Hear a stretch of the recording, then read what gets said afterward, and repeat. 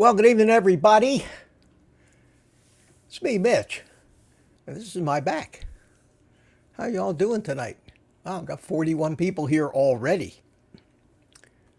Good to see you. Guess I'm pretty enough. If I'm not, this is what you get, guys. Glad you could make it. Glad you could make it. I've been watching the chat go by, and seems like the theme of the evening is everybody's freezing their asses off. It's been cool down here in Florida too. It wasn't too bad today, but we had rain, just rain, rain, rain. It's been crazy, and I've just got a cold front going through now. So I don't know if it's tomorrow morning or the next morning. It's supposed to be upper 30s or mid 40s. I know that for some of you that still sounds tropical, but for me, it's like 5 layers of clothes weather. Yeah, 63 in Tucson. Holy cow. Holy cow. Well, here it is, Tuesday night again. I know the only reason you guys tune in on Tuesday night is to see if I'm basically still alive. As old as I am, I'm sure that's a question on everybody's mind from week to week, but I'm hanging in there, eating my steaks. And you'll pardon me, I had somebody comment last week about they could do without me slurping my coffee. What are you going to do? I never claimed this was professional show business. This is just Mitch getting together with a bunch of his friends. I'll try to slurp a little more quietly, but when it's hot, you can't do that. Let's see who we got here. Say hello to some people. First one that's always here is Drone Chats, my buddy Jody from my old drone days. How you doing? And Mac is here. Hi, Mac. Good to see you.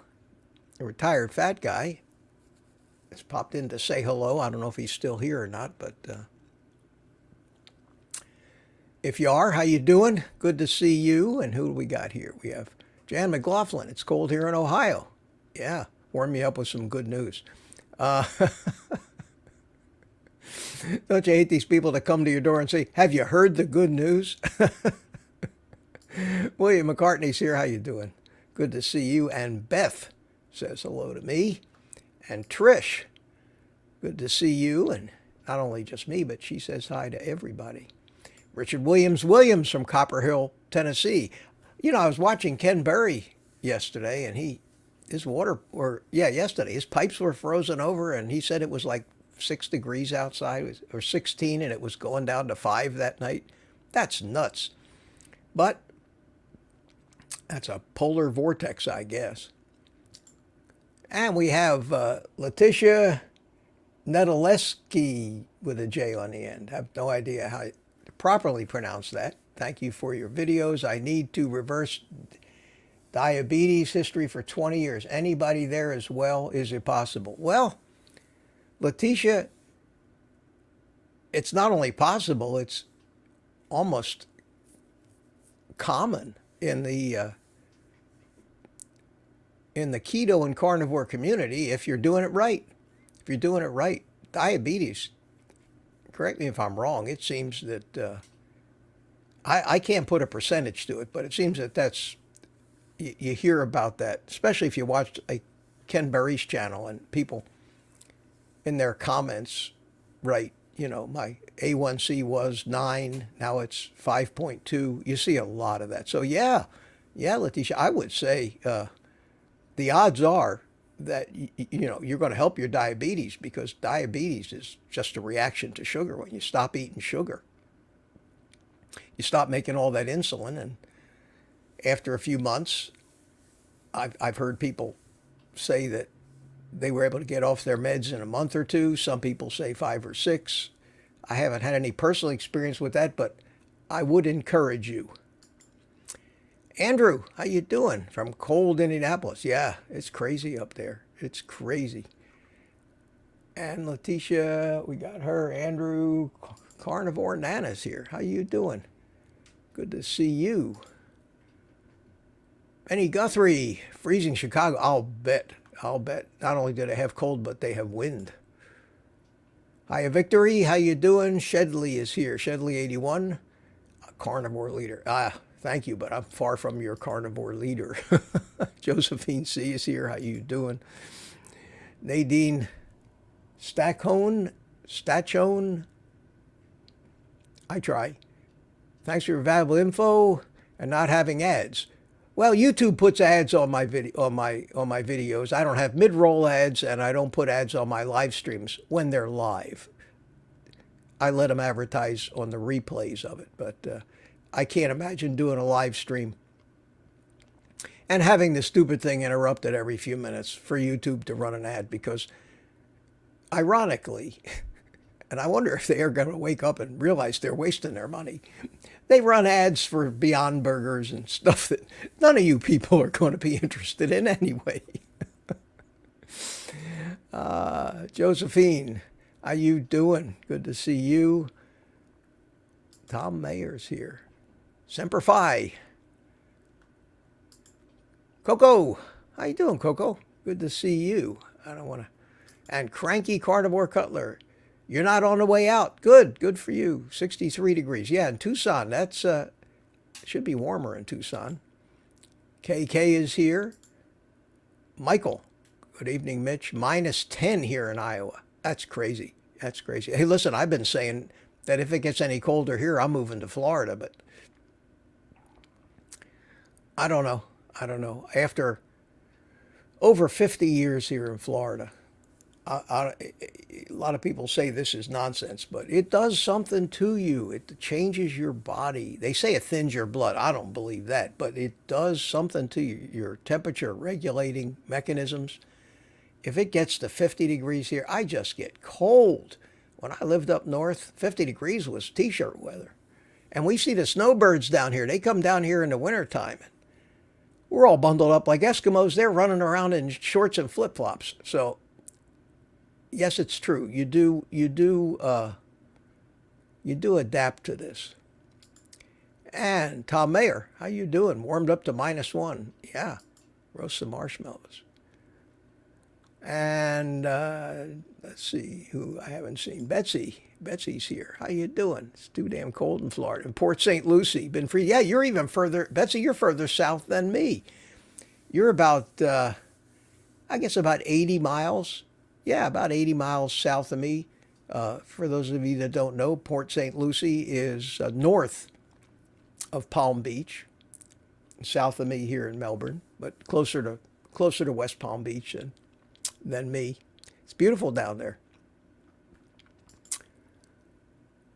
Mirac, right now in PA, 20 degrees. Bonnie Grant, first time live chat. How you doing? How you doing? Glad you enjoy the channel. Now you get to see me make a fool of myself live and in person. No editing here. I mean, what you see is what you get.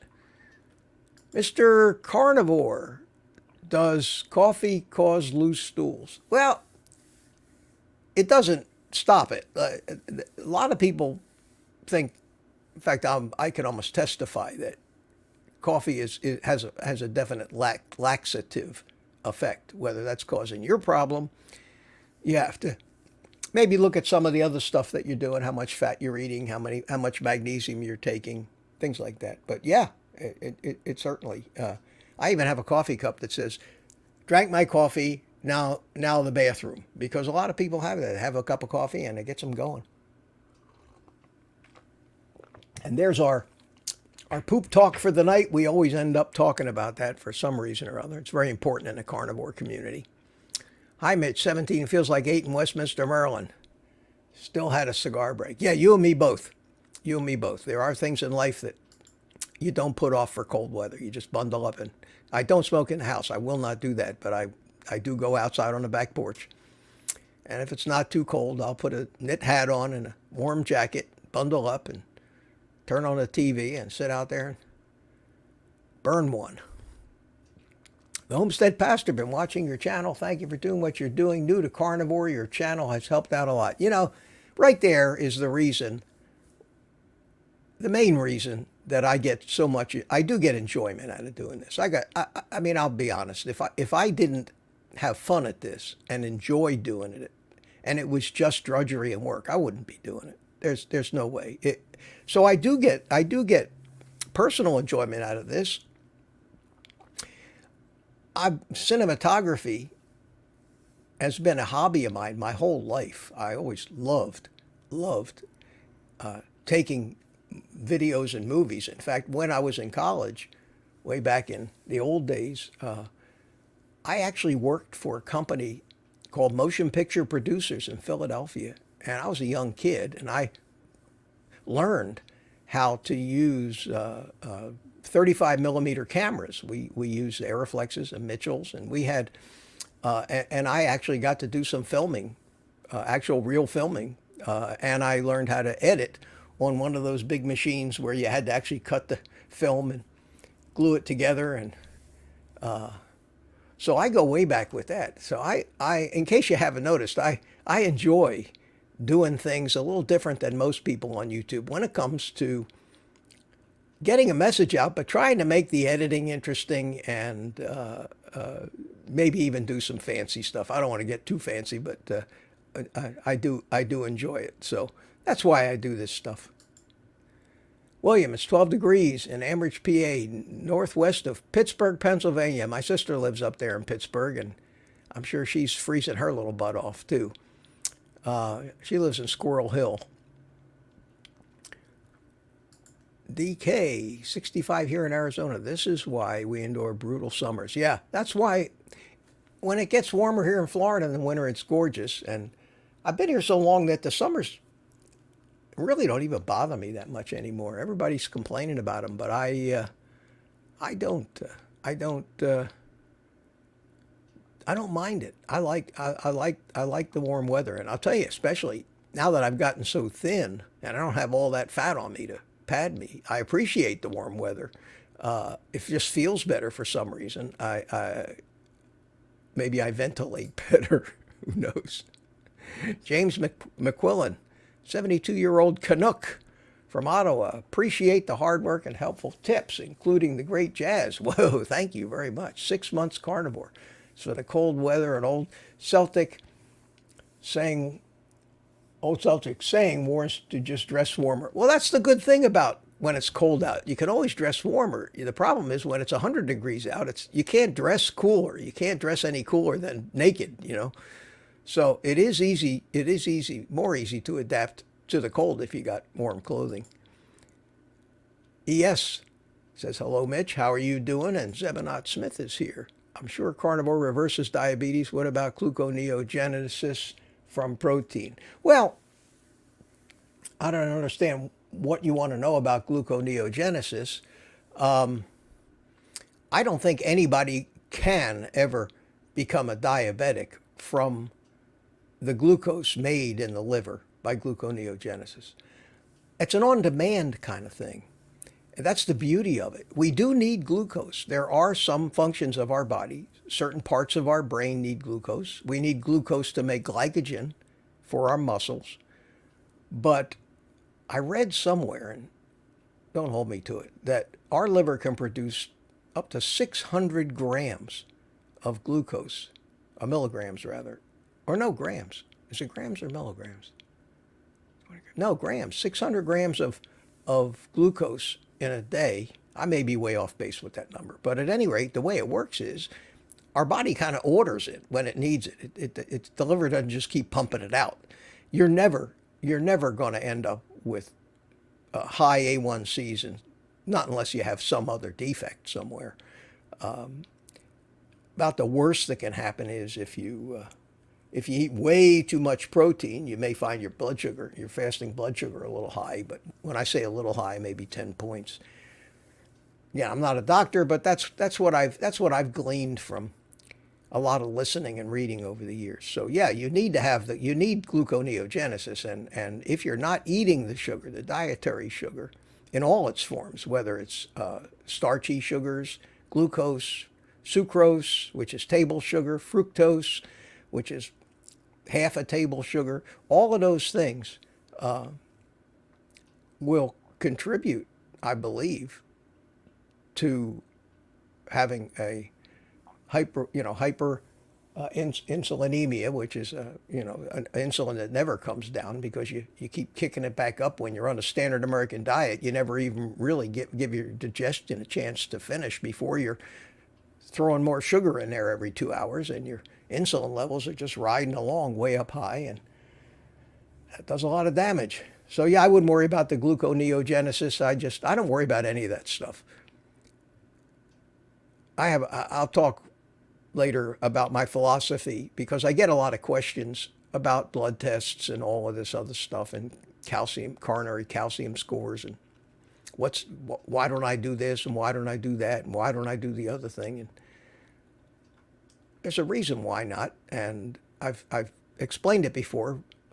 Fortunately, I always have a lot of new people watching that certainly haven't watched every one of the 140 plus videos I have out there, and haven't heard me talk about this stuff, which is why we on YouTube may sound like we keep repeating things, but we have to, because last month I added about 2,500 new subscribers. These are people that I doubt sat down and binged all my old videos.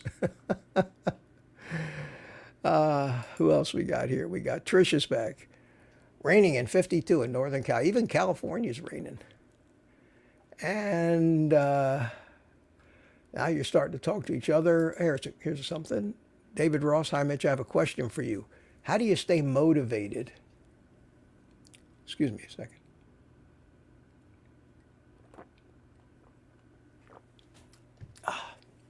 How do you stay motivated on carnivore when you don't have any health problems? I'm going to be 65 in April, and I don't have high blood pressure or diabetes. How do I stay motivated? I don't even have to be motivated anymore.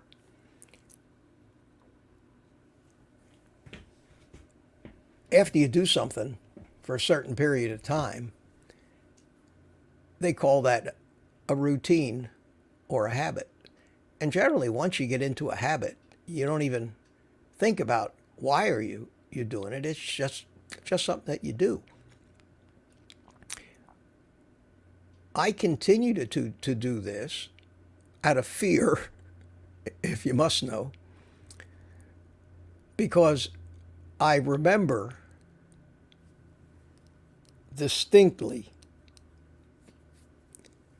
the pain of rheumatoid arthritis, the pain of passing kidney stones, the annoying itch of eczema, the pain of having my back ache all the time.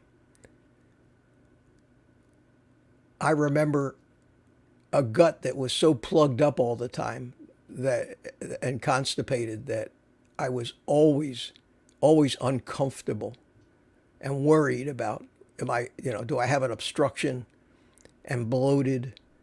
I remember all that stuff because I lived like that for so many years, and that's all gone now. And the fear and the desire not to go back to that should be enough motivation for anybody. Now, I'm convinced that this will increase my longevity. I really am. Because every one of my friends in life that I had that was my age is dead now. And they didn't just die. They died after prolonged and miserable illnesses.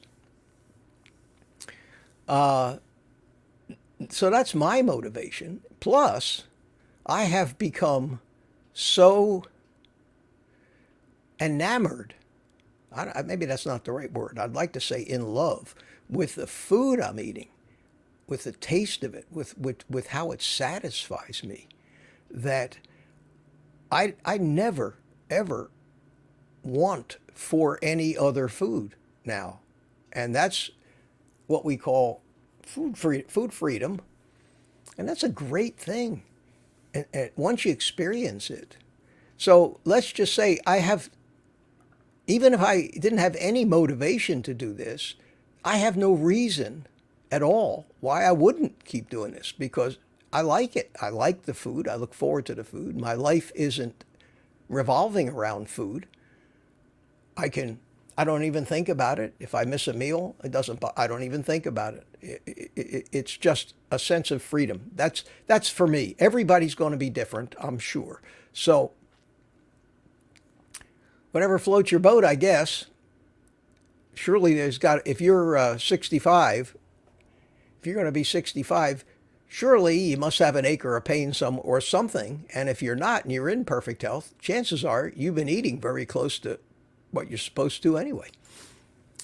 Florida, 3 hours south of you. It's not the cold up north, it's the gray skies. So yeah, we've had a lot of that today. We just had that front go through, and it took all day to go through. It was raining on and off, so as unusual as it was cool, and we were having thunder and lightning. So it's crazy.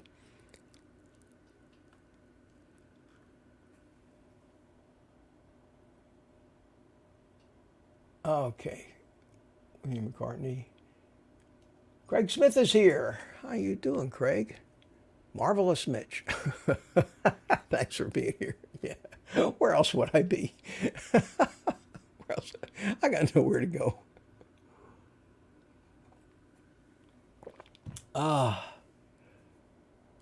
Yeah, Carnivore Nana chimed in. I think Mitch stays motivated because he's a sugar addict.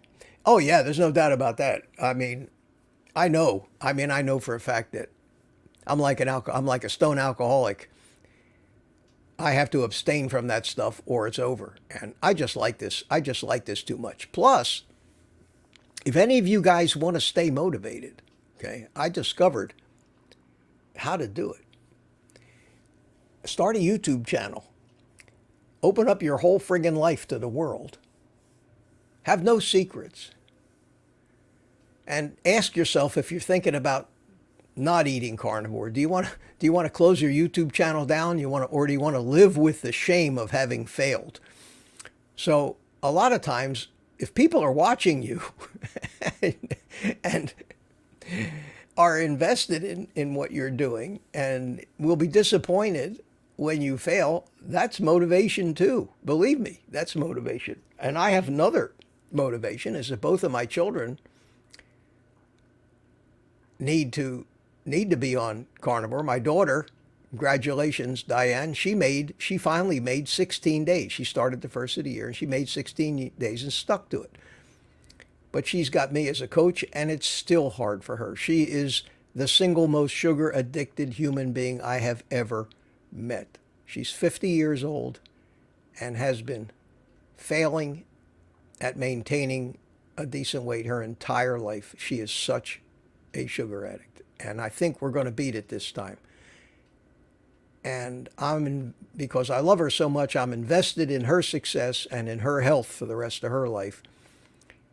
That's another thing that keeps me motivated to be, because I couldn't tell them what they needed to do. I had to show them. Mama Cracker, good evening to you. Survivor of much. I like that. I like that. Hi, everyone. Andrew H. calls me the Mitch of all trades. Yeah, that's that's truer than you guys think. Kathy Otis' mom. Hey, Mitch, how you doing? Trish says, I heard red blood cells can only burn glucose. Yeah, blood cells. That's what I heard. I haven't really studied the red blood cells all that much about. I know that they don't have DNA in them. I don't think anyway. Oh, we have Brenda McIntyre says good evening. Aldo is here. Hey, Mitch, a big hello from Naples. How you doing? Thank you, my friend. Thank you. Substantial opinion. Got a heart and a thumbs up. And anybody new? Oh, Bill, my buddy, Coast to Coast Drums. Hey. How you doing, Bill? Good to see you. God, I love it when my old drone buddies chime in. Mitch, I'm attempting civility. Yeah, well, it's going to be a reach, Bill, but you can do it. Hey, thanks for coming in. I appreciate it. I stop into your Wednesday night thing, pretty often. I watch for a little while, but I don't say anything in the chat because I don't want to have to answer 35 questions about how you doing, Mitch. But I'm keeping an eye on you. Go Squad 12. I'm a 30 year old. Holy cow, man! You're just like a baby here. We're all good to see you. I'm tickled when younger people come in and watch my videos or come into my live streams, because when you get my age, most young people think you're old and stupid and you don't know anything.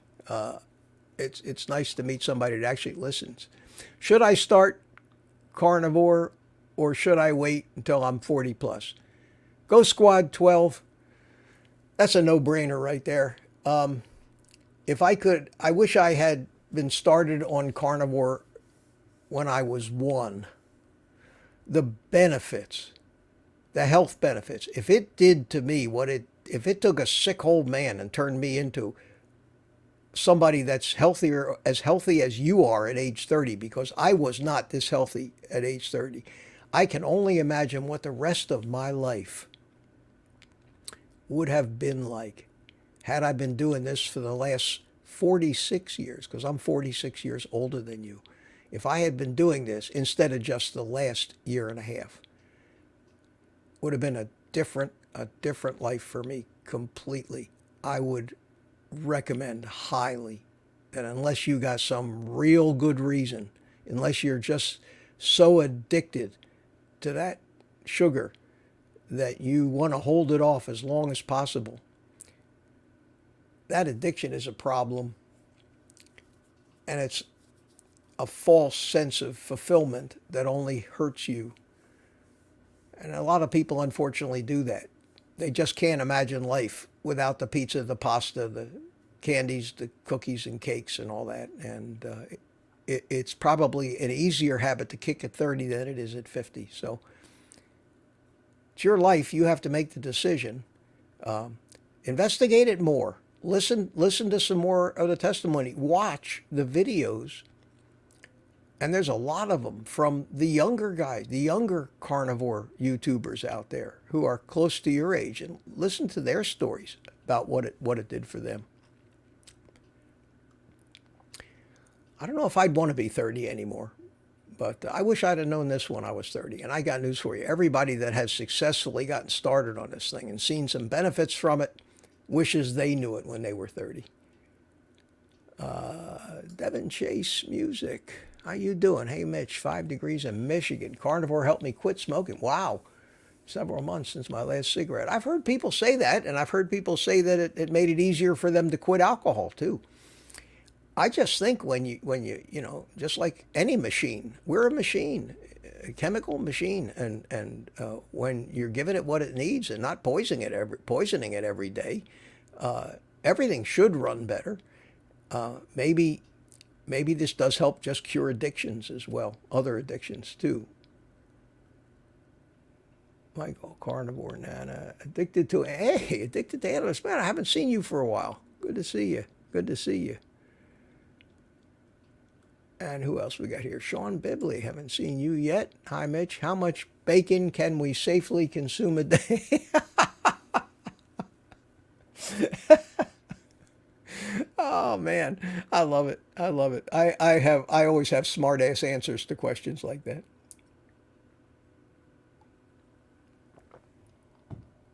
My answer would be, how much bacon would you eat before you gag and can't eat anymore?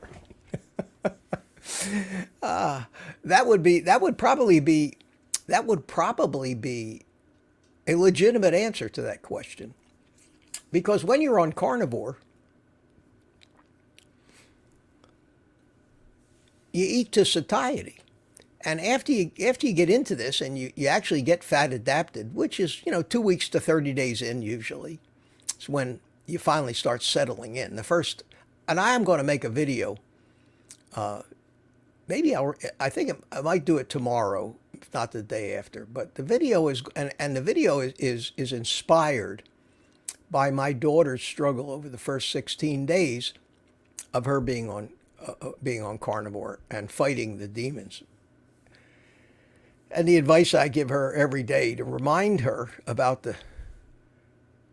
the rules that I set out and the reasons why my rules are a little different than everybody else's rules about how to succeed during the first 30 days. And I'm going to do a video talking specifically about why the first 30 days are so hard and absolute things you need to do, which may be counterintuitive to you. Things like stay off the scale. Things like never, allow yourself to be hungry. Constantly eat whenever you get a craving. Cram bacon or hamburgers or something down your throat. Eat 6,000 calories a day if you have to. Even gain weight if you have to during the first 30 days while you're becoming fat adapted. Because until you're fat adapted, you probably won't burn any fat. You'll be just dumping fluids. And when you do have any weight loss, it's going to go back up again and it's going to derail you. So I have to keep reminding them of that. I'm going to make a video about that. But back to the bacon question. I eat 1/2 pound of bacon every day and 5 or 6 eggs every day. I just settle in. That's just a habit I'm in. I love it. I love my bacon and eggs. I look forward to it. I'm never really hungry between 11 and noon when I eat it. Gives me a good excuse to do something while I'm recording a video, because I think some of my best videos happen when I don't think about stuff. I just cook my bacon and eggs and talk. I love that. And then my second meal of the day is where I go for a little variety, and 5 or 6 days a week I have beef. I alternate between like ribeyes and ground beef, and then 1 or 2 nights a week I'll have something different. I'll have fish or shrimp, chicken wings, something like that. But bacon and eggs is like my mainstay, and there's a reason for that. There's a reason for that. Eggs are the nature's multivitamin pill. There is no food that you can put in your mouth that has basically everything that we need to live on. It has everything in it that it takes to build a living chicken. I marvel at that. Everything that living chicken is made out of was in that egg before it was fertilized. Everything. The shell was never broken. There was no umbilical cord. Everything came from that yellow goop inside that egg. That's a chicken kit. And in order to produce a living animal, every amino acid, every vitamin, every mineral, everything has to be in that egg. And I can't imagine a food that's as much a no-brainer as far as worrying about, does it have enough of this, does it have enough of that, it's half fat, it's 50% fat. It has the right fat to protein ratio. It's perfect. It's perfect. So I eat a lot of eggs. It has cholesterol in it because cholesterol is necessary to build cells and do other things in living things. And we already know that dietary cholesterol, they finally gave up on that a long time ago and said that you can eat as much cholesterol as you want. So yeah, bacon, we already debunked the old nitrites thing. That's good. That's actually good for you. It's actually good for you. It's healthy. You want nitric oxide in your blood anyway, but you getting that nitrogen in you is a good thing. Nitrates was a scare thing. The fat that's in bacon is high in monounsaturated fats. The same kind of fats that everybody tells you are so good for you when you get them from coconut oil or avocado oil, the monounsaturated fats. Well, bacon is high in monounsaturated fats. Bacon is high in potassium. In one strip of the bacon that I eat, that 1/4-inch thick Wright's bacon from Sam's Club, has 90 grams of potassium in it. I eat 4 or 5 strips of that. I'm getting 3, 4, 500 grams of potassium from the bacon. I consider it health food. And I call it meat candy because I love it. For me, it's the tastiest thing. I don't care what else I'm eating. Bacon is almost an addiction. I just love it. And whether you can eat too much of it, I don't think so. You're getting the fat, you're getting the protein. As long as you don't have bacon that's just coated in sugar, and you can find bacon, even if it says sugar cured. If you look at the label on bacon, and you can trust it, I guess you probably can on some of these things. And it says there are 0 grams of carbohydrate per serving. And the serving size is a reasonable one, like 1 slice. And on this Wright's bacon that I eat, it says 0 carbs for 1 slice, and 4 slices of that is about a half a pound. So when I eat a half a pound of that bacon, it still says 0 carbs. Now, legally, they're allowed to say 0 if it's like less than a half, I think. That's why they always fool with the serving sizes to get their thing just below the limit where they can call it 0. But so at worst, maybe there's 2 grams of carbs in there. And I've been doing that I've been eating that every day for a year and a half now. And I still, and after I lost all the weight, I have stopped at 138 pounds, 5'10", 138 pounds. I eat the half a pound of bacon, 5 or 6 eggs a day, and generally about 1.25 pounds of beef. That's a lot of food. And my weight fluctuates up and down a half a pound, basically, depending on how many days it's been since I hit the bathroom. Because here comes the bathroom talk again. Because I'm not eating any fiber, plants, or waste, I go between 4 and 6 days with never any bloating or any discomfort. But it just takes between 4 and 6 days to accumulate enough for me to feel the urge to hit the bathroom. And I noticed that between the time I went and the time I go again, I might gain 1 pound.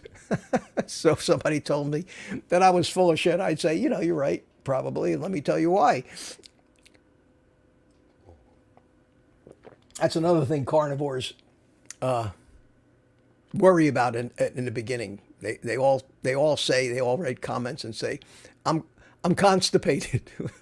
Just because you're not going to the bathroom doesn't mean you're constipated. It means you're not wasting anything. That's the difference between us and vegans. Vegans aren't happy unless they're doing huge dumps about 3 times a day. So they keep cramming more and more and more of this, what is basically cellulose, into them. And anyway, I hope that answered your question before you get me off on a tangent here about how much bacon can we safely eat. My opinion, I know that it's safe to eat a half a pound a day. I think you could even eat more than that if you want. I'm 33, by the way. Oh, good to see you here. Good to see you here. And I'm honored that young people think I might have something meaningful to say.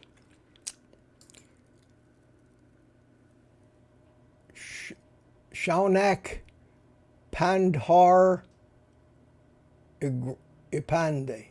Wow. What happens if you stray off the plan? Stray back. Everybody strays.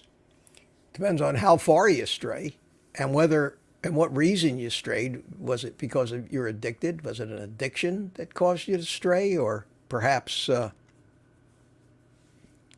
Florida says, oh my God, defaming vegans. Nah, moi, I would, not me. I love them. I love them. The more they eat vegetables, the more meat there is for us. I'm the last guy in the world that wants to convert vegans. Anyway, what happens if you stray off the plan? Well, you say, figure out what caused it. If you're really interested in doing this, I mean, if you're really serious about it and you've made a deal with yourself that I'm doing this, Not that that ever means anything when you're fighting addictions, because you'll rationalize that right out the window the minute your subconscious wants to have some sugar. So, but if you can figure out what happened, was it a conscious decision to stray? Or did you fall victim to a craving, and then you have to say why? Because you don't ever have a craving until it's triggered by something. Something triggers it, a smell, a sight, somebody else eating something, a billboard, a TV commercial, walking by a bakery. Anything can, a memory, but generally it's triggered by something, and then, you get back on it again. You don't say, like most people do, I'm going to start again on Monday. I'm starting this diet again on Monday. No, I'm going to start it on the first of the month. No, wait a minute.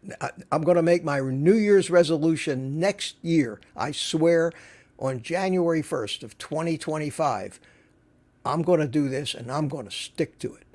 That's what you say as you're breaking the resolution that you made 2 weeks ago. And we do that.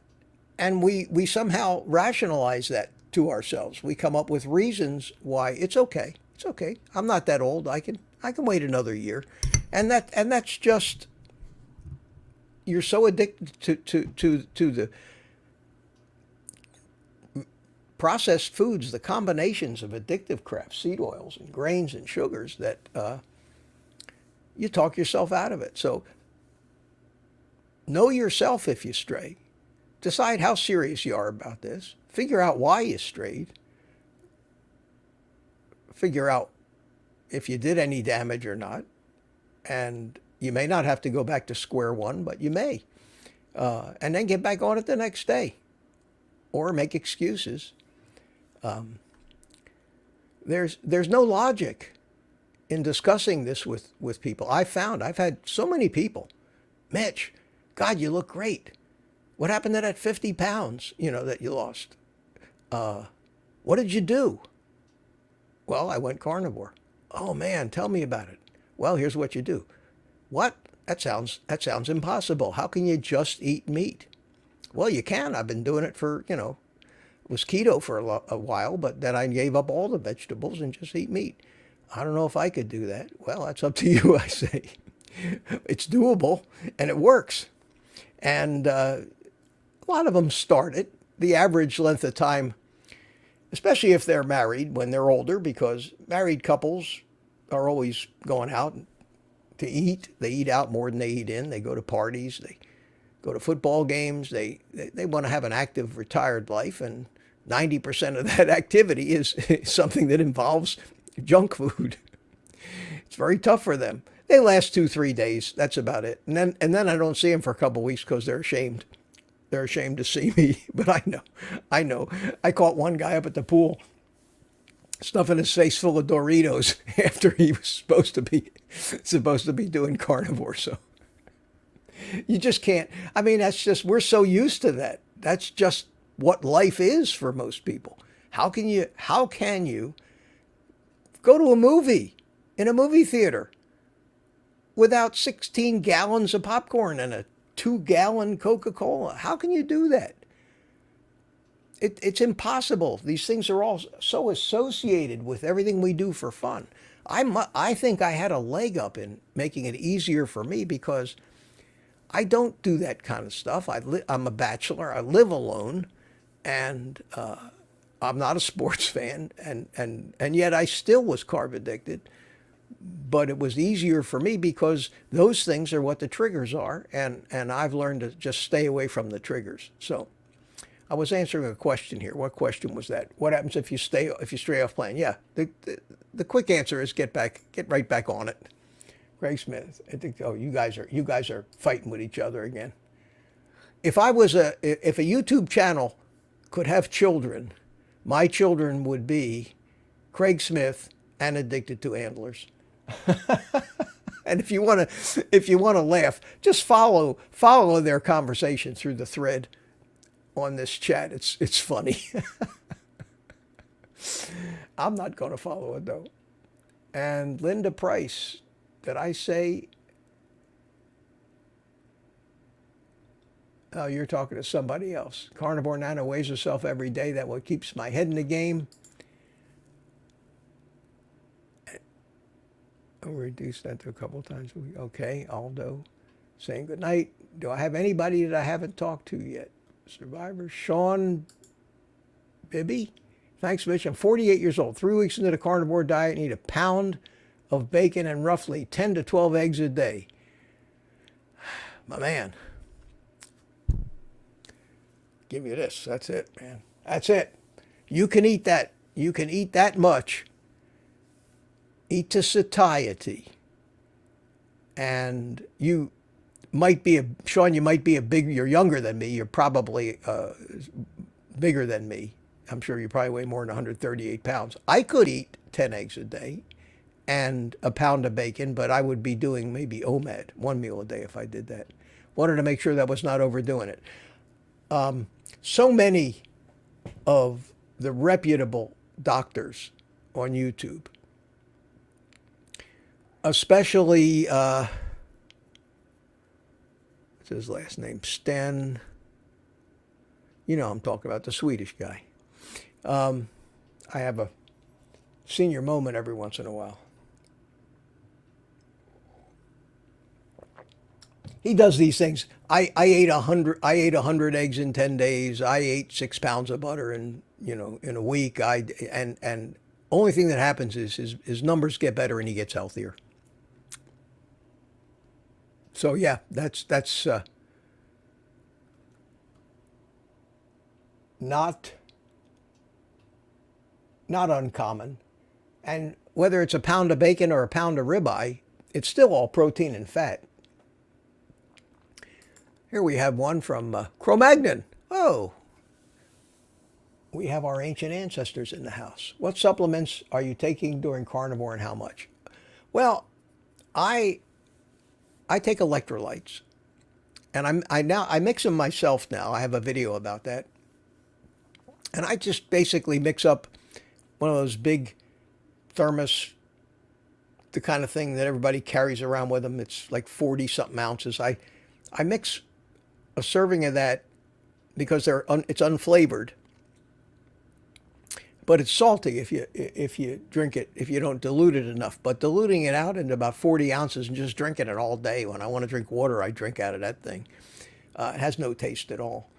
And I do that. And that's magnesium, potassium, and sodium. I'm not doing it every day now, but every 2 or 3 days, I put a drop of iodine in my coffee, in my morning coffee. That's the J. Crow's Lugol's 2%, like Ken Berry talks about.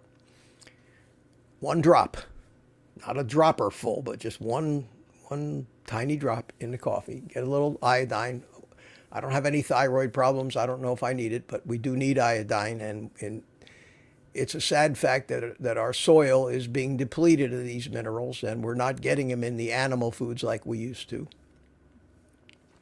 And in my blood tests this year, my vitamin D was at the bottom of the range, which means either I'm not getting enough sun, and lately I haven't been getting a lot of sun. I try to get out in the morning, but evidently not enough. My vitamin B was at just above the high end of the range. So I'm getting that from the meat I eat. But so I thought I started taking a little 5,000 international unit vitamin D, little tiny pill, little gel thing. And the thing I don't like about it is it's in, I think, soybean oil. And I didn't realize that when I bought them. But I did start on them, and now I'm looking for some way to take the vitamin D without it. But I don't think even that tiny, I mean, it's just so tiny. I can't imagine that much soybean oil. Soybean oil is going to do anything to me. Not for a few weeks until I find a better replacement for it. But I'm going to start taking the D. In about 3 months, I'm going to go and get that vitamin D retested, see if it's come up. Mine is 30 right now. I'd like to see it up around 50. 40 to 50 at least. 30 is not deficient, but it's still a little at the lower end of the range. But everything else, all my electrolytes in my blood, the sodium, potassium, all that stuff was just perfect. My blood tests came out great. My screaming high cholesterol is exactly where I want it. My doctor is just as concerned as ever. I'm probably 30 years older than her and in much better health. So, you know, you all know if you've watched me for any length of time exactly how I feel about all of that nonsense. And when I hear guys like Anthony Chaffee, Ken Berry, and them talk about cholesterol, it makes me feel good because I completely agree with everything they say. And even though I have no way to prove it, other than I think I might have mentioned it in a book I wrote 22 years ago, I've been saying that same thing about cholesterol, that whole cholesterol thing being a hoax, since some of these guys were in knee pants. So yeah, it makes me feel good to see so many other people jumping on that bandwagon, and we're about to see some great new studies released this year that you would think would turn that whole thing upside down. Unfortunately, they won't. They'll never get publicized. They'll get beat down by the drug companies. The propaganda machines will go into overdrive. They'll be, every news media outlet will be laughingly pointing at those things, saying things like, "Yeah, can you believe these people think that if you eat meat and don't worry about your high cholesterol, you're going to be healthy?" And then they're going to get some so-called experts in long white coats telling you why we're all sick and going to die. We can't stop that, but we can learn how much of a fraud it is and have confidence that we're doing the right thing.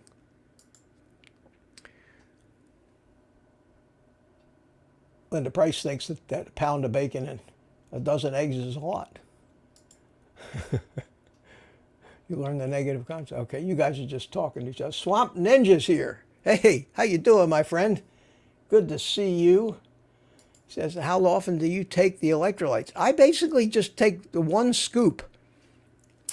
teaspoon scoop, and mix it with about 40 ounces of water, throw some ice cubes in there in that big thermos, and it's got a built-in straw. And I just drink it all day long. And if I know at least I've got that much water in me, although I try to only drink when I'm thirsty. I don't believe in overhydrating either. But yeah, that's it. You can double up on that dose and it still wouldn't be too much. But my blood work, and I hate blood work. I don't rely on blood work. I don't like to count things. I don't like to be an accountant when it comes to my diet and worry about exactly how many grams of this and grams of that. I know that nature packs the food with the correct balance of nutrients that we need, because we adapted to that balance because that's what we ate before we had scales that measured grams. That's why I like eggs so much. I don't have to think about it. I just eat a bunch of eggs and fatty meat. Bacon is fatty meat, and I like fatty beef, ribeyes. I like brisket. I like chuck. Any kind of beef. Hamburger. I mean, I eat about 3 nights a week. I eat hamburger, and not only I cook a big patty. I usually take about a pound to make one big ass hamburger patty. It fills up the whole bottom of the pan, and then when I put it on my plate, and I actually take the frying pan and I pour all the fat that rendered out of that hamburger back onto the hamburger and treat it like it was gravy. So I am eating most of the fat. And, you get 73-27 or 80-20 or 70-30 if you can find it, but nothing less than 80-20. You don't want to get this, lean, which is what the stores want to sell, because people are so brainwashed with this fat is bad thing that it's more marketable to sell them the leaner meats, the chicken breasts, the pork loins, the things like that have almost no fat in them. I don't know. I simply don't want to eat that stuff. Well, I'm still saying hello to people, and it's almost an hour into this thing. That's all right. Anyway, I like answering questions. That's what most of these live streams from all the other guys turn out to be. Who's this? Kathy Otis' mom. The carnivore diet is going so well, I decided to put my dogs on carnivore. They eat what I eat. No more crappy food. Yeah, that is. You ever notice how a dog goes nuts when you feed him table scraps, like the steak fat and all the stuff you cut off the steak? They love that stuff. That's what they're supposed to eat. And it's really sad to see what people are doing to their pets' health. The pets are all getting these human diseases now. They're getting cancer. They're getting diabetes. They're dying. They're dying half. I had a friend had a Great Dane, died at 7 years old. I mean, it's not a Great Dane, a yellow lab. It's crazy. It's crazy. Jay Haggard, how you doing? Good to see you. Wow, I'm still not to the bottom of this chat yet. Florida. You guys are all talking to each other. Craig Smith. Oh, here we go. DS111, good to see you. I eat a third of a 2-pound bag of bacon chunks and pieces sold by Hill's Premium Meats here on the West Coast. I got it at Ralph's. It's my favorite food, even over ribeye. Bacon chunks and pieces. I never heard of that. I'm going to have to look for that. That sounds great. That sounds great. I was watching Anthony Chaffee the other day, and somebody wrote in a comment. Excuse me a second.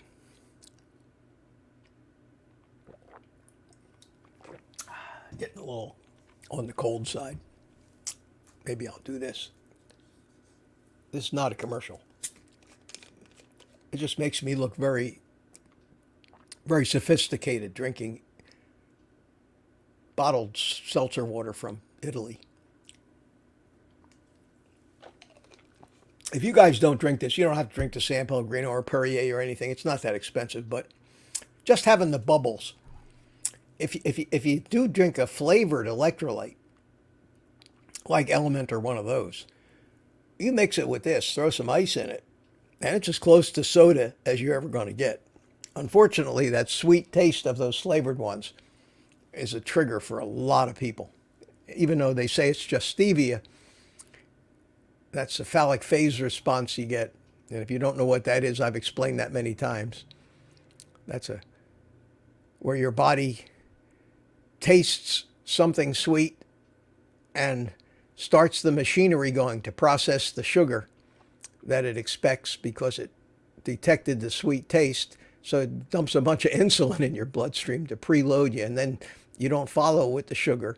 So the insulin that got dumped in your bloodstream goes ahead and lowers your blood sugar like it's supposed to do. Then you end up hypoglycemic. You start feeling like you got to have sugar. The next thing you're running for a candy bar, all because you drank a diet soda with a sweet taste. So there's a lot of reasons not to drink that stuff. That's why you can actually gain weight by walking by a bakery and smelling the aroma. Because when you smell that, you start chemistry in motion inside of you to get you ready for the sugar that never comes. And that, damn it, that big shot of insulin with no sugar to process just wreaks havoc on you. So people used to joke about that. They say, yeah, I could gain weight, just walking into a bakery. And it turns out that there's truth to that. There's truth to that. What do we got here? Ground beef, Greg Smith. My cats won't eat ground either. Really? Oh, I'm surprised. You guys are all talking to each other. That's great. Nice to see. I'm trying to find the questions here, although nobody's putting QQQ or writing questions in there. Most of you guys look like you don't even need me. You're talking about food. Coco is saying hi to people. I'm trying to get down here to the bottom of the chat. Christina says, I ordered Lugol's iodine yesterday. Was excited to try. Yeah, just make sure. 1 drop. I put it in coffee. You can put it in anything. You certainly don't taste it in coffee. But some people have mistakenly squeezed a whole dropper full. That's a lot That's a lot of iodine. You just don't want to do that. For those, well, we're talking about doggy carnivore now.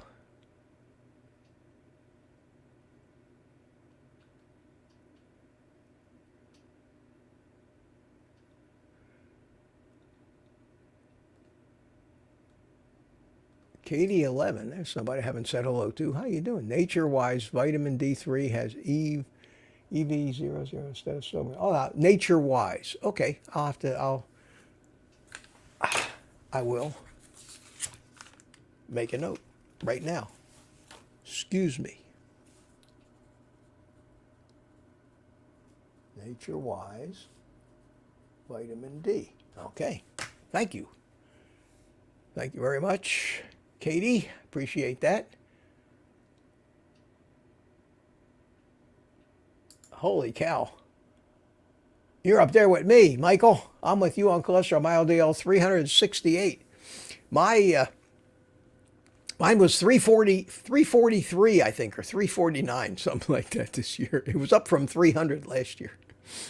And so I sat there with my doctor like I always do when I go to my yearly physical, and I pretty much lecture her like I'm a professor, and I was explaining the metabolism of fat burning and why our cholesterol can be so high. And I was talking to her about PCSK9 and how that's regulated by our genetics, and the PCSK9 is why some people on a carnivore diet don't see a huge spike, and some people do, because there are genetic differences that control this stuff too. But it was very, and I told her the story about Nick Norwitz and his, Sten Ekberg is who I'm thinking of. I was telling you about that Swedish guy.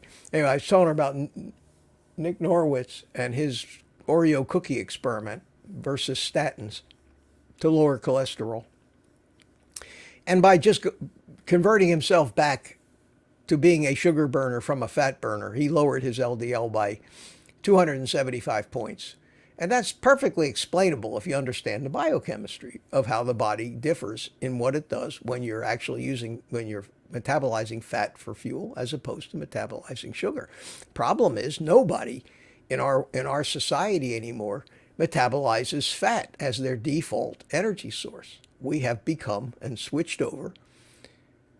Once a baby is born in ketosis, burning fat, but it isn't very long before they start stuffing this infant formula in them, which is basically just sugar, water, and seed oils.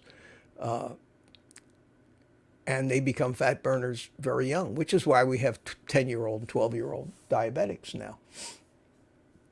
When you become a fat burner, all that works differently. And no, it's not. If you define normal as the average of everybody, and everybody's living on sugar, then you can't compare the normal numbers of a fat burner with the normal ranges of metabolically ill people, or the average of those ranges. And that's why our numbers appear to be so ridiculous. That's why I did that video last week about the relative size difference, or how tiny an LDL particle really is compared to because they talk about this stuff clogging up your arteries. And in that picture I showed, a red blood cell was this big, and an LDL particle was like the size of a pinhead compared to just a red blood cell. And yet they're saying that those little pinhead-sized things, which are transporting fat all over your body, are clogging your arteries. And that's not true. It's not true. I keep saying this, and I think a lot of people who've never heard a really good explanation of this before are surprised by that. And I don't want to do it again now, because I always tend to go down those rabbit holes on these live streams and end up giving lectures about biochemistry, which bores the hell out of most people. Okay, done with the coffee. You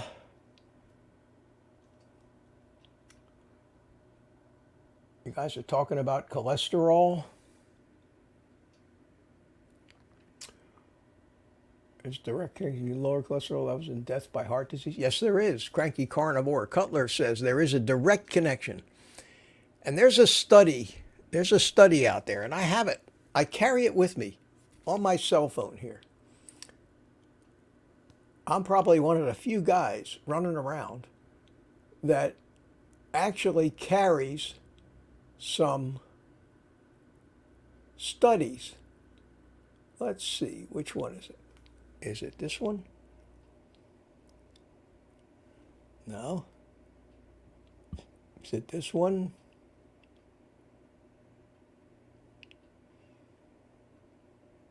Bear with me.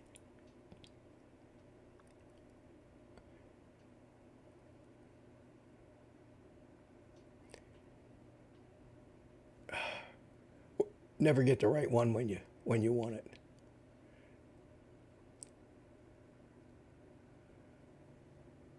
No, I got a lot of. Oh, here it is. It's this one. It's this one here, and it says. I don't know if you're going to be able to see that or not.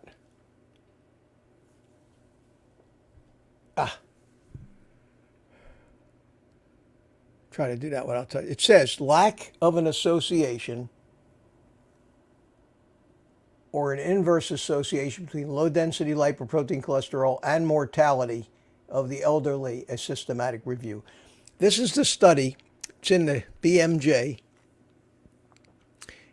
Came off a PubMed website. And this is the one that David Diamond did, where they did a meta-analysis. And what that means is they didn't actually run the trials, but they went and they pulled up every trial they could find where they were trying to associate high or LDL cholesterol, they call it LDL cholesterols, it's the LDL lipoprotein levels, with mortality or heart disease or whatever, trying to prove, so many of these tests just trying to prove. And they looked at, there were hundreds and hundreds and hundreds and hundreds of these studies, and they set up a very strict criteria for what they considered to be legitimate studies with little or no confounders,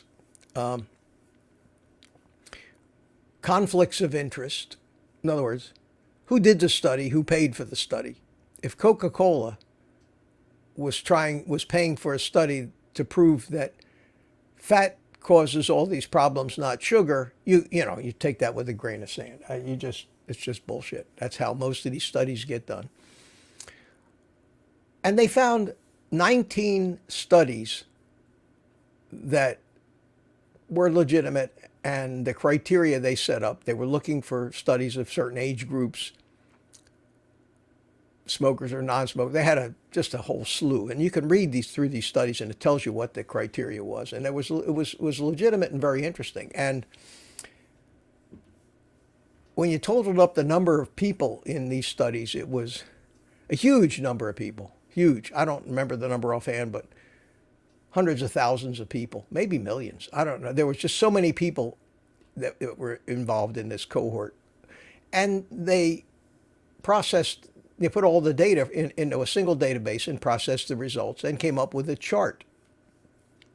And it was an interesting chart. I don't have to have it handy here, but if you look up David Diamond on YouTube and find almost any one of his videos, he's probably talking to somebody about this study. They found that in people over 60 years old, the people with the lowest LDL had the highest mortality, had the highest rate of death. I mean, 5 times as high when you get down into the 40 and 50 milligrams per deciliter level. The optimal level, where the chart bottomed out, was at 200 milligrams per deciliter, which is twice what they consider normal high range. In other words, anything over 100 LDL, they want to throw you on a statin. Turns out that if you get up to 200, you're actually better off. And then it started to climb a little bit, very gradually, as it went up through 200, 300, 400. But the climb up was so gradual, it was almost statistically insignificant. So that means that me sitting here over 60, not even close, with an LDL of around 350, I have 1/5 the mortality rate that somebody with an LDL of 50, which they call great numbers. And more tests are finding this out. I approach this in my head with a different kind of logic. My logic is that our bodies know how to regulate all this stuff. They've been doing it for millions of years. We're alive today because every ancestor of ours survived. They didn't know what LDL was. LDL is one of thousands of things that we regulate every day in our body. We regulate the amount of sugar in our blood to a tight range, the amount of all of these electrolytes to a tight range. We manage our blood pressure to a tight, the adjustments that go on every millisecond and everything are proven to work by the fact that we're alive. Had they not had anything, had high LDL in one of our ancestors killed them, that eventually will catch up and that branch of the species will go extinct. So I trust that everything that happens in the human body happens for a reason, and we're not smart enough to try to outsmart that. Now, when something goes wrong and we get sick or we have a defect, that's a different story. But when you're healthy in every other parameter, when everything else is great, you feel great, you have energy, you don't have any pains, everything is working, and somebody says your LDL is high and you're going to die tomorrow of a heart attack, you got to say, you're crazy. You don't know enough to tell me that. You're a victim of all of this ignorance and misinformation and corruption from these people that are just making fortunes, keeping us sick and selling us drugs. And you have to pick what you believe these days. And if you do believe that, you have to have faith in your beliefs and not worry about it every day and keep going and getting to the doctor and keep getting blood tests. That's another thing I don't believe in, constantly trying to know about all this stuff. Live your life. I do. I don't want to even know. I don't want to know. If I don't feel good, I want to find out why. I will take advantage of some tests that we have that can detect things early that we wouldn't otherwise know about, like colonoscopies or mammograms for women, things like that. But I'm not worried about heart disease if I don't have any reason to be worried, if I've never had a pain in my chest, that I've never been short of breath, and I have energy and endurance like crazy, and my blood pressure is normal, I don't worry about that stuff. Is there a chance I just drop dead one day without knowing it? Sure. But do I want to trade a life of constantly worrying about that? No, I'd rather just be dumb and happy in that respect. I'd rather just be living life and enjoying it. Now, that's just me. Other people like to, spend all their time at Quest Laboratories sitting in the waiting room because they're just so concerned about, what this blood level or that blood level might be. And that's fine if you're sick. But if there's nothing wrong with you, go out on the golf course and enjoy yourself. Anyway, that's just me. I'm not giving that as advice. I just get asked so many times, how come you haven't had a calcium score done? I said, because I don't think I have any heart disease. No, I have. When I did hurt my head and ended up getting brain surgery 2 years ago because of a subdural hematoma, and a lot of you have heard that story, they did a complete workup on my heart. They didn't do any CT scans or CAC scores, but they ultrasounded everything, my carotid arteries, my heart, arteries everywhere, even my femoral artery, and there was no plaque or buildup in there 2 years ago, and I've been on a great diet since then. I'm not worried about it. I don't want to know.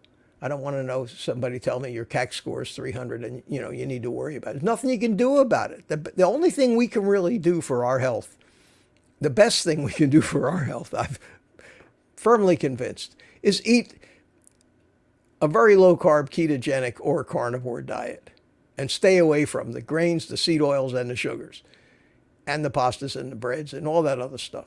That's all you can do.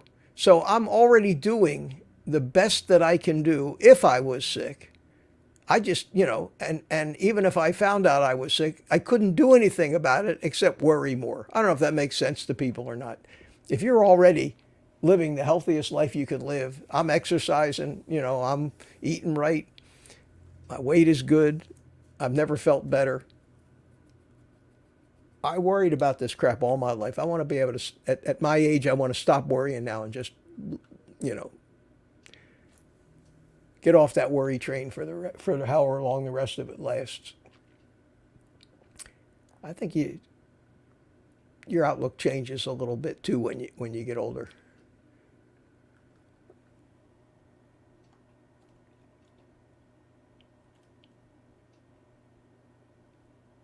Lynn Wiley says, thanks, just took my 5,000 international unit of vitamin D. It's in flaxseed oil. Yeah, and an iodine. Yeah.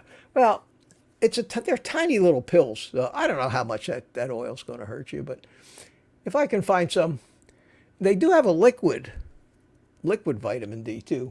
But I'm new to vitamin D. I never even thought about taking it. And then another thing about vitamin D that I've been getting, it's a lot of comments. I get a lot of comments, and I read them all. If any of you have left me comments, you've probably seen me answer them, and that's unusual for a YouTuber, especially one with almost 20,000 subscribers like I have now. But I try. I really try. I appreciate everybody that watches my videos, and I almost feel like a proud father sometimes. But people ask me, Mitch, I don't know if you know this or not, they say to me, but you need to take vitamin K2 and magnesium when you take vitamin D. Well, that's true in a way, because vitamin D does need K2 and does need magnesium in order for it to perform what it has to perform in the body. But that doesn't mean you have to supplement the K2 and the magnesium, because all the food that we eat, the animal foods, have adequate levels of vitamin K2, and most of us are taking electrolytes, and we're getting plenty of magnesium. The one thing I'm not getting is the vitamin D. But I already got the K2 and the magnesium, and I can't tell you how many times in the past week or two that I've typed that very explanation as an answer to somebody who I'm sure means well, that put it in a comment on that video about when I said I'm about my physical, that I'm going to probably start taking a vitamin D supplement. So yeah, you do need the K2, you do need the magnesium, and you need to supplement it if you're a vegan and you're not taking electrolytes. But if you're a carnivore and you're eating halfway decent quality meats and eggs and bacon and stuff like that, you should be getting an adequate amount of vitamin K2 in with your food, and then you eat the vitamin D. And as a fat-soluble vitamin, you need to take the vitamin D with your meals that contain fat, because give it a head start. It needs the fat to get absorbed properly. So I always take my vitamin D right when I'm eating my bacon and eggs, because I know that meal is loaded with fat. And I've taken it for 3 or 4 days now. My dog, Michael's dog, gets 90-10 hamburger. Lucky dog. And Kathy Otis' mom says that the bubbly water cured her desire for soda. Yeah, there's something about that little sharp taste of that seltzer water on the tongue that is really cool. I like it.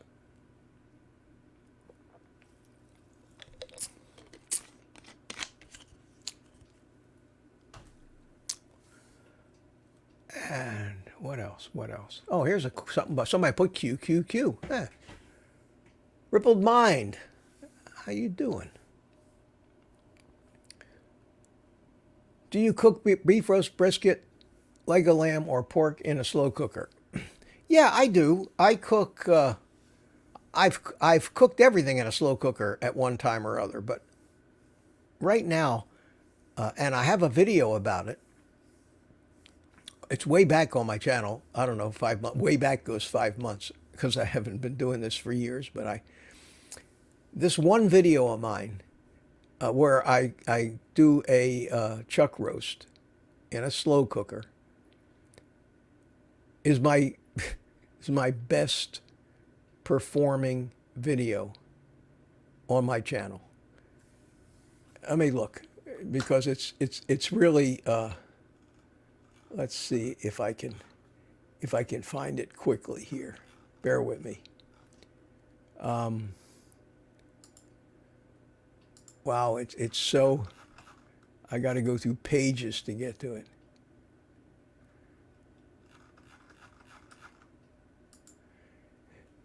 It's a slow cooker chuck roast. I want to give you the exact name of the video, if I can find it. I think this is it. Yeah, it's Carnivore. Carnivore doesn't have to be expensive. How to make delicious chuck steak for under $4 per serving. And if you bear with me 1 second, if you can see that where I'm circling the mouse, that's what the thumbnail looks like. It's me holding my thumb up like this, and there's a frying pan where I'm searing the chuck steak. And it was put out, does this have the date on it somewhere? I'd say about 4 months ago. This video has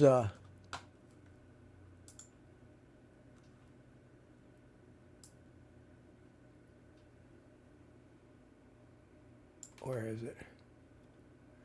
182,000 views. 182,000 views. And I get an average of maybe 3, 4, 5,000 views on each of my videos. But some reason, when I first started, this was one of my earlier videos, this thing just took off. And it still gets views. It's still, people still view the stupid thing. But anyway, yeah, I do. I cook. I cook it for about 7-8 hours on low, and then what I do is I take it and I shred it all up into a big Tupperware thing, and I pour everything out of the slow cooker, including all the juice that comes out of it. I don't put any water in there. The only thing that's in the slow cooker is what comes out of that actual 4-pound or so piece of chuck, and I put it in the fridge and let it overnight, and then it layers out. The fat goes to the top, and then what's on the bottom is all collagen, and it's like a gelatin. And I just cut, when it's cold, I cut it into 4 pieces, and I take a spatula and dig out one piece, throw it in the frying pan, heat it up, and it's got virtually everything that was in the beef, all the good stuff, all the fats and the collagen and everything. So it's a great recipe, and I like it. I have cooked pork loins. I used to cook pork loins in the slow cooker, but I don't eat them anymore. I don't eat them anymore. Where are we? DS111, when I was making my, excuse me while I make my notes. Did you guys, what is this one? Rippled mind. Oh, that's the okay. Do you guys in that last video I made where in the cooking breakfast where I was talking about how much money I make on YouTube? I think it was my last video that I posted, and I I put the elevator music up while I was beating my eggs. I, I, I hope you guys like that. I thought it was funny. You're always making fun of me about that, and I put up a "We'll be right back" sign. Florida says you can look up on YouTube easily affordable ground beef jerky, Carnivore Live. Yeah. Here's Craig Smith's got a question. Notice any difference between your electrolytes and Dr. Berg's? Well, not in the way I feel. I mean, I don't think you could tell the difference. The Dr. Berg's were sweet, because they're stevia flavored, and I don't miss that. I like it, but that's the problem. When you drink something sweet, if you're a sugar addict like I am, it can really start you thinking about having sweet stuff, and I'd rather not. I'd rather not. Naruto Kun smiles at me. How you doing? There's somebody else that we haven't heard from. Obama Girl. Do you eat any dairy? Not anymore. Not anymore. I was eating cheese. I was eating, but I don't like very many cheeses. And Swiss cheese was always my favorite, but that's a skim cheese, and I'd rather not have the lactose that's in it. So, no, I gave it up, and I didn't give it up begrudgingly. I just found that I just stopped eating it. As I get more and more into carnivore, as I got more and more used to this, my desire for a larger variety of foods diminished.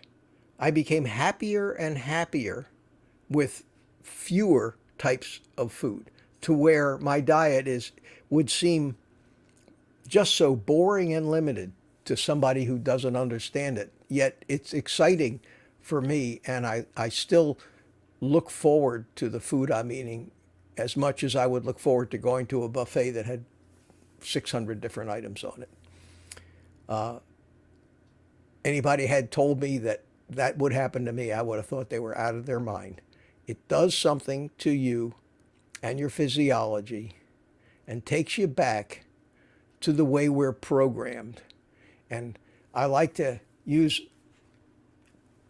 my caveman as an example. When the caveman came home, he didn't say, "Honey, what's for dinner?"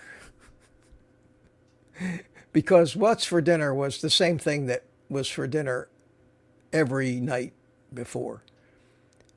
One or two different animals, basically. That's what they ate. Probably for their whole lifetime. Might have been bison, it might have been mammoth, whatever it was. They came home, their meat was put in front of them, or they cut off a hunk and they ate it, and they didn't know what the word variety in food meant. And that's the way we developed, doing that.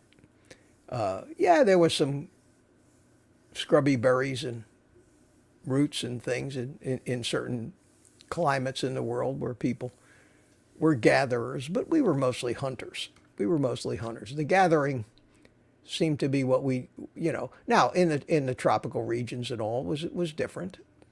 And those differences are why there are so many different kinds of diets and things that people eat. And that's why it's important. One of the things way back in the day when, I say about 40 years ago, when they started talking about the paleo diet, I thought that made a hell of a lot of sense. But my first question was, well, how do I know what my ancestors were eating? Well, it depends how far back you wanted to go. But some people, their ancestors are from frigid, frozen climates where they just basically had no vegetables. Some people came from climates which were much warmer, where they had, especially since after agriculture, where they had more fruits and vegetables and grains and things like that. But if you went back more than 10,000 years before the beginning of agriculture, then there was only wild growing stuff. And that's like trying to eat the landscaping in front of your house. You don't know what you can eat. Most of it's going to make you sick. So it's only in the past 10,000 years. And when you look at the changes in genetics that happen over time, 10,000 years is just a tiny little bit of time. In that movie that I recommended to you last week, the one that's called A Perfect Human Diet, where in one of the scenes in that movie, and I'm sure some of you saw it, they went out to a football field, and the whole length of the football field was 2 million years. And then they got up to like the last inch or so before the goal line, and that represented 10,000 years, which was since agriculture started.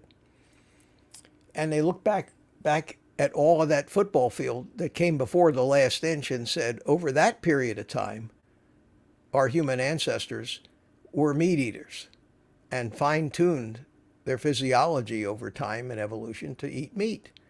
And it's only in this last right 1 inch before the goal line did we make any changes, and those changes don't happen that fast. So we're still primarily adapted over millions of years to eat meat, with some very recent small adaptations to the wide variety of agricultural products that are here today, which is why most of us on carnivore just naturally do better, regardless of where we're from. And as we humans intermarry and travel around and move around, we're becoming very homogenized genetically anyway.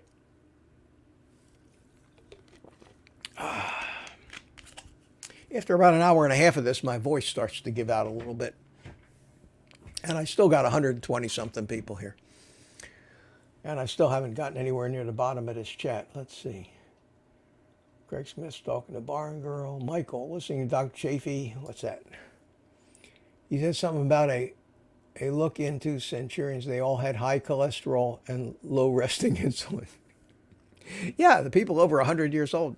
I always remembered that, they'd find somebody 110 years old, and some old lady, and they'd say to her, "What's the secret?" And she'd say, "A pound of bacon and a pack of cigarettes every day," But it was always, all these people were expecting her to say, "I eat salads with this and that." No, it was always some farmer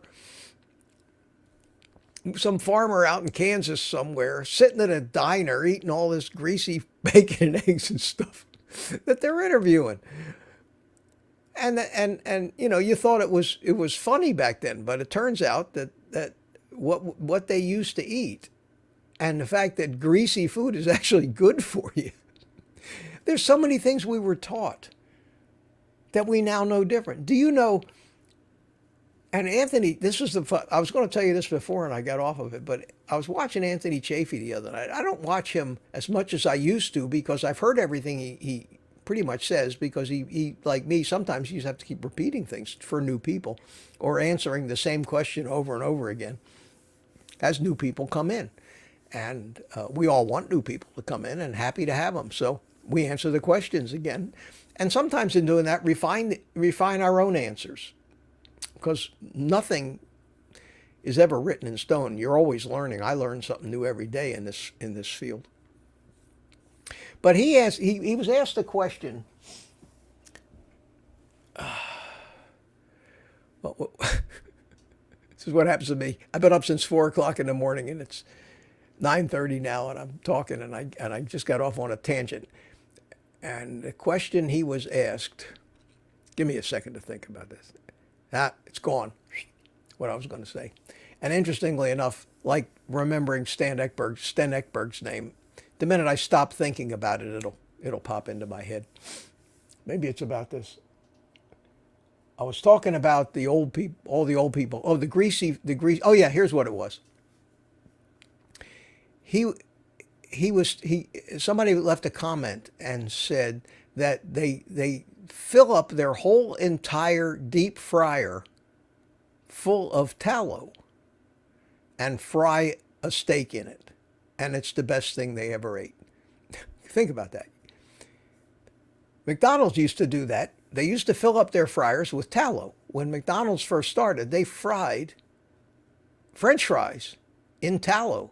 They were the best French fries you ever had in your life until Ansel Keys came along and screwed all that up for us. And then they had to start going to canola oil and some of these other seed oils. Chaffee went nuts. You could see his face light up. He goes, wow, that sounds delicious. I need to do that, he said. And he got excited about it. And the average person would say, are you crazy? You're going to get a heart attack. When that is a perfect way to cook something and get the right amount, make sure you're getting plenty of fat in your diet, because that's what tallow is. It's beef fat. And making something just taste delicious and crunchy. So I'm saying to myself, I'm almost doing that now. I have a recipe for salmon cakes out there, a video about the salmon cakes. And I just made them the other night. I take a can of this wild caught sockeye salmon, and I mix it with one egg and about a half a cup of the pork rind crumbs, mix it all up, and make patties out of it. And then I take just a ton of bacon grease and throw it in a frying pan so it covers them about halfway up. And I fry these salmon patties in the bacon grease until they're crunchy on the outside. And God, they are so friggin' good. They're so good that you almost can't believe how good they are for you. And that's the cool thing about carnivore, is you can make this stuff, and if you experiment a little bit without having to use all of this crap and try to make your versions of pizza and your versions of mashed potatoes and your versions of all these foods which you don't want to eat. You can just take the foods that we're going to eat and cook them in ways that our society has fallen away from, like frying things. I make fried shrimp now that are delicious. I just get some pork rind crumbs or crush up some pork rinds yourself. And all you need is egg, pork rind crumbs, and some kind of hot grease like bacon grease or tallow, or fry them in butter. And that stuff comes out like the food that our grandmothers, like my grandmother, used to make. Delicious stuff with and that, if you know what the term mouthfeel means, that's important in how much you enjoy your food. These salmon cakes are fabulous, and they're cheap. They're cheap to make. If you don't remember that video, I got it out there. I make the chicken wings in the air fryer with the egg and the pork rind coating, and fry them up, and they're crunchy, and we can make some of these great foods that society has told us we can't eat anymore because they're so bad for us. But they were the best things. You could take a friggin' hot dog and fry it in tallow, and it'll get crunchy on you. I mean, there's so many things you can do. We're not really doing it. And I'm thinking about making a video solely about it's okay for us to eat fried food again, because it really is. So this doesn't have to be that boring. Interestingly enough, I find myself not wanting that all the time. That kind of I view as a little treat, but I still default to the beef, the steak, the burger, and the bacon and eggs on most days. Oh, we got it, Flora. You should.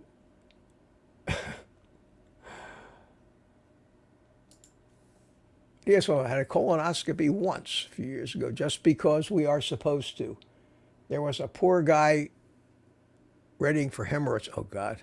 I found out in 7 weeks in carnivore and had no fiber, cured that. Well, that's good. What else did you say? Cured that for me. Naruto Kun says, eat meat. Yes.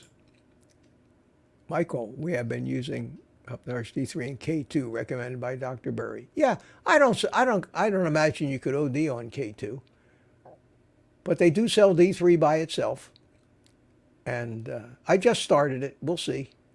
We'll see. It all depends what happens. In 3 months I'm gonna just have my D3 level checked. I don't need to know anything else. Twinbrook Acres says greetings to all.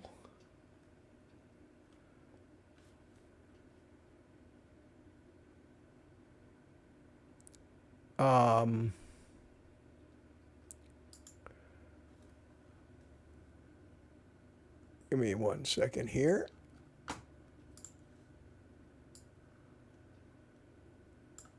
Okay.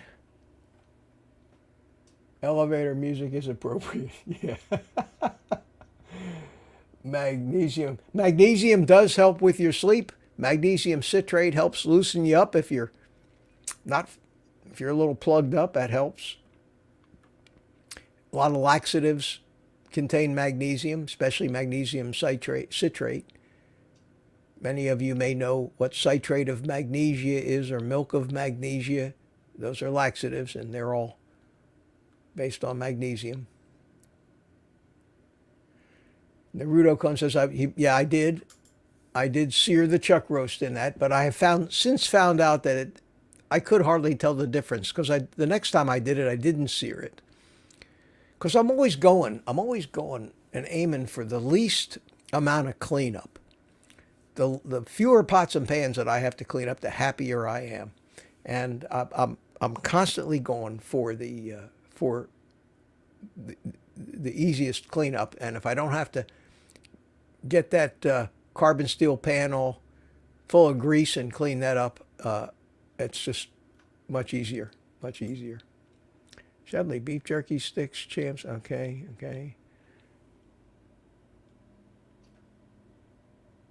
I've been doing carnivore. Here's one that I don't know. Airy Stacy, how you doing? Is that Starry? The text on in my window here is so small. I've been doing carnivore for a few weeks. I went to the VA. They did labs work, and my blood work came back with everything was good except my vitamin D is low. My white blood cell count is low. Well, you want your white blood cell count low. How low was it? An elevated white blood cell count means you've got your body's fighting infection, and oh God, I forgot to put my phone on quiet. And you want a low C-reactive protein. And those are two things that I look for amongst all of those numbers that I think are very important, is low C-reactive protein, CRP. That tells you that you don't have much systemic inflammation, which is really the root cause of heart disease. And you want a white blood cell count down near the bottom of the range. So I don't know if they told you that maybe yours is too low, but I can't imagine that. Again, I'm not a doctor. Not a doctor.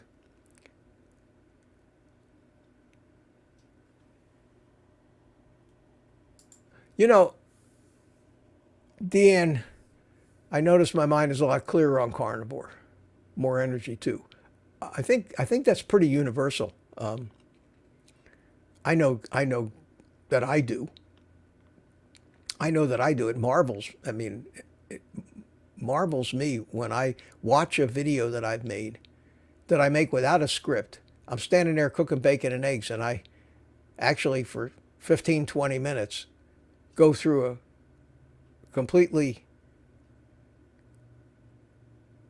intelligible speech with no notes, no script, no teleprompter. And it just comes right out of my head, and I say, how the hell did I do that?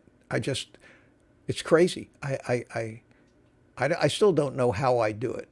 I sit here for 2 hours, but I'm at least doing something. I'm not just talking off my head. I'm reading questions, I'm answering, doing things like that. But when I make those videos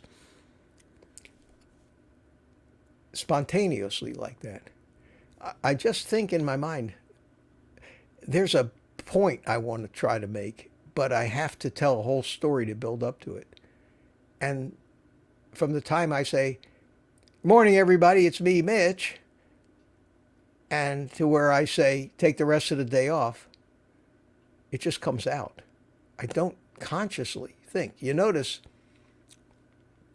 I pause for a second or so every once in a while, and I find I'm fascinated watching me do this, because I don't.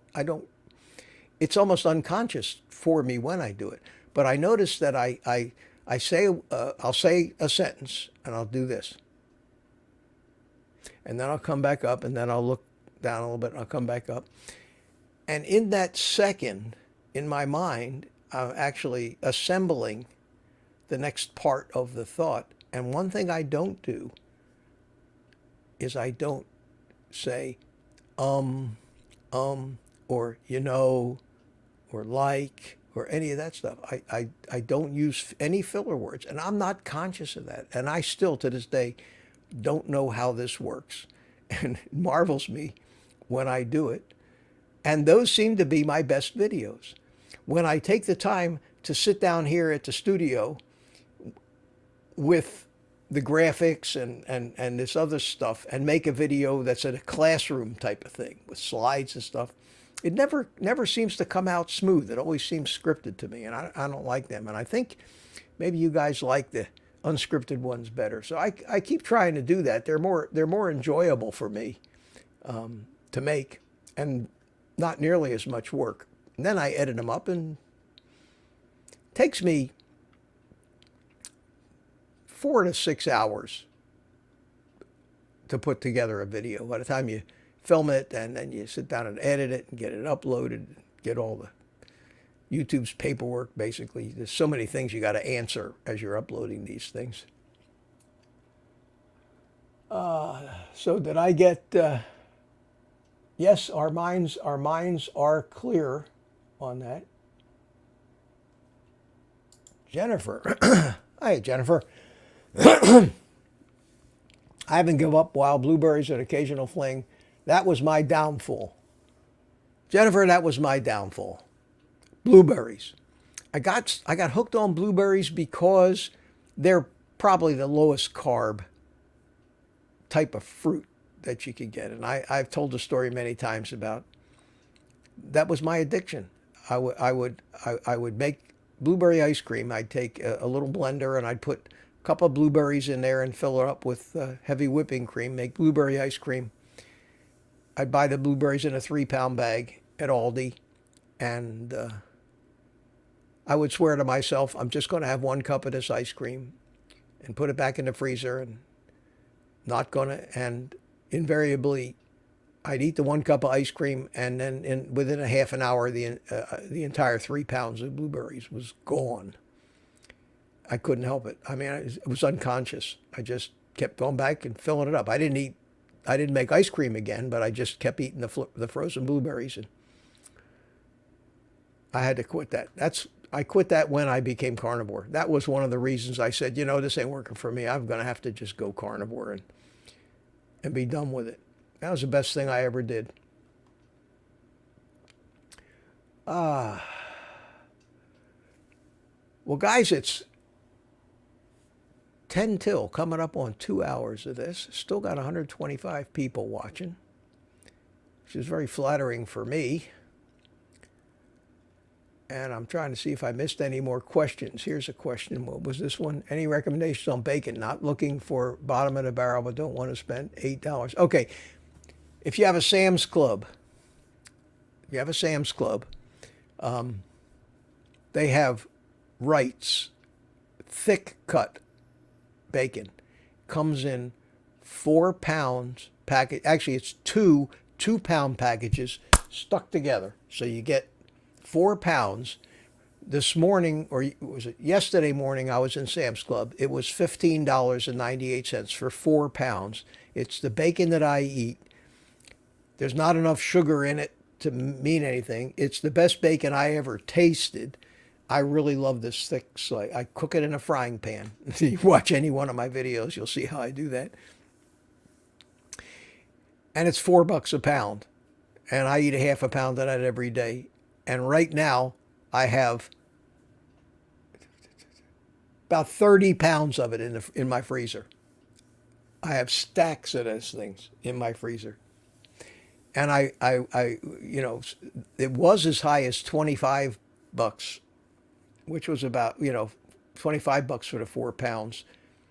About 6 months ago when bacon prices went through the roof for some reason.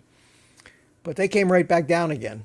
And I think their regular price on it is like $20, about $5 a pound. But lately, they've got just cases of that stuff in the freezer, loaded up. They got it in a applewood smoked and a hickory smoked, and I like the hickory smoked better. I've tried them both, but I for some reason there's something about that hickory smoked, and you try that and you'll love it. You'll love it. It's terrific.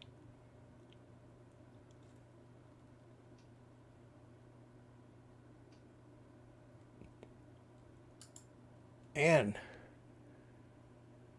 Bielecki says, those who use filler words, I tune out and tune up. Yeah. Well, none of us are professional show business people. We're not professional entertainers. We're mostly just average, everyday people that, something amazing happened to them and want to tell their story. I had things that I wanted to talk about tonight. I had a whole list of them, and I didn't get to any of them because I'm basically still saying hello to people. So let's see. I was going to talk about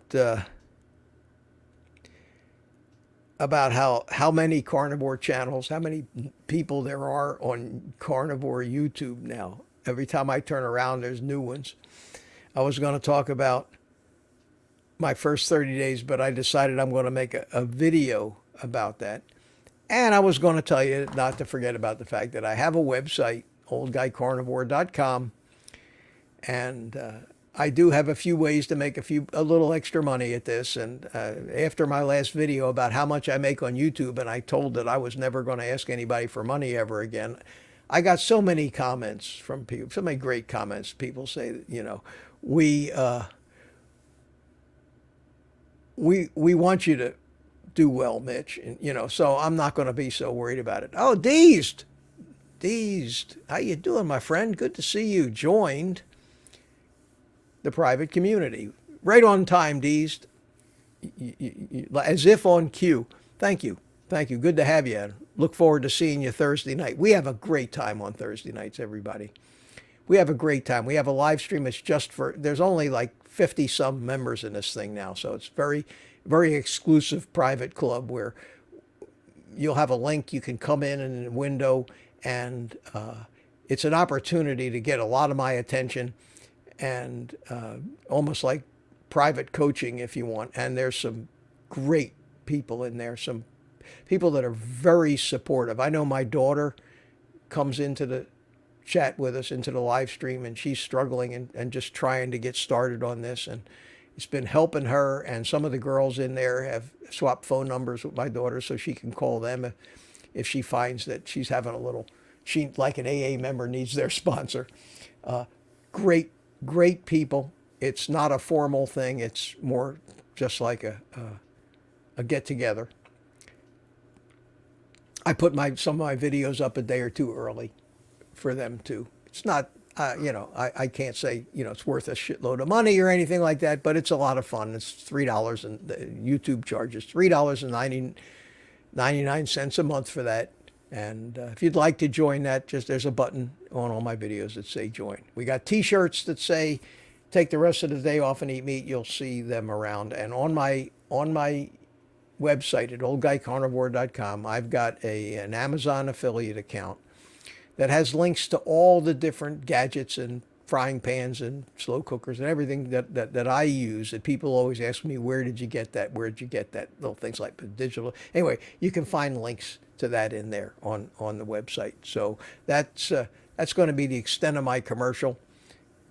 I don't like asking people to click the button and subscribe and do all that stuff. You never hear me do that in my videos.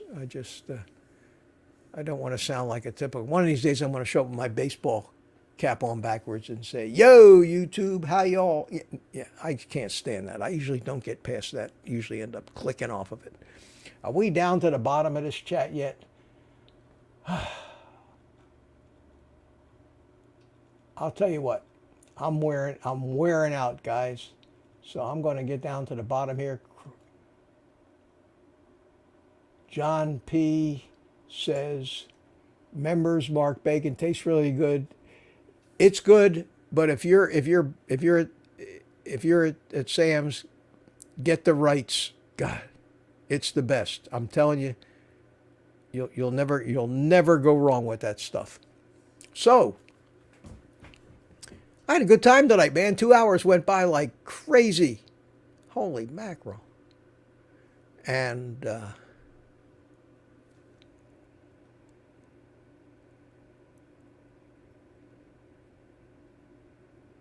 I'm reading the last of the chat. Okay. It looks like you guys had a good time, and I'd love to see you all talking to each other, making new friends. I'm going to call it a night myself. And I will see. Let me get some exit music going here. There we go. I like that.